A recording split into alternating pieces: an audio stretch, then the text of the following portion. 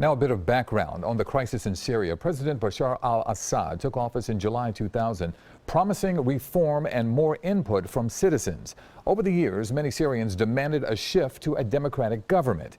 As opposition mounted, al-Assad was accused of mass arrests and the murder of his own citizens.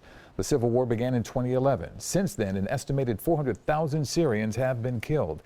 Since December 2016, nearly 5 million Syrians have fled the country. Another 6 million are displaced inside their own country. The situation escalated with the chemical attack on Tuesday, which killed 87 people, including 31 children. And that attack resulted in this: airstrikes by the United States. The Pentagon says 58 of the 59 Tomahawk cruise missiles hit their target, the air base where Syrian forces launched Tuesday's deadly chemical weapons attack on civilians. The United States is looking into whether Russia played a role in that chemical attack. And joining us live now in our satellite center is Dr. David Barrett. He is a professor in the political department at Villanova, and he's one of the country's leading experts on domestic and foreign affairs. And Dr. Barrett, thank you so much for joining us. You may have seen our earlier local reaction, but today many Americans are wondering what the implications of last night's strike will be. Your thoughts?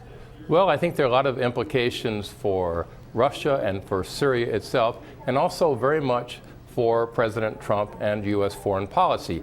As a candidate, he was critical of ideas of the U.S. getting deeply involved in humanitarian crises in Syria. As a president, he said very clearly just a day or so ago that the photographs, the videos showing children and others gasping for breath had a deep effect on him. So we have shifted from a candidate Trump who was resistant to U.S. military involvement in Syria to one who now says we're involved. And Dr. Barrett, many Americans fear what comes next. Can we expect any retaliation from Russia? And how does this change the dynamics of our relationship with that country? Well, relations with Russia are now going to be difficult. Our Secretary of State is to go there very soon. So the Putin-Trump relationship, it's going to be different. It's going to be more strained, almost certainly.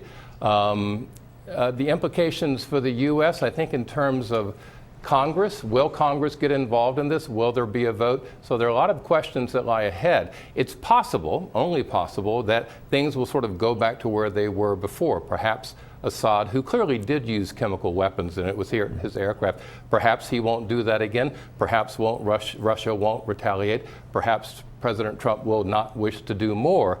But with so many parties involved, it's hard to be sure of what lies next. Doctor, you touched on it just a little bit there.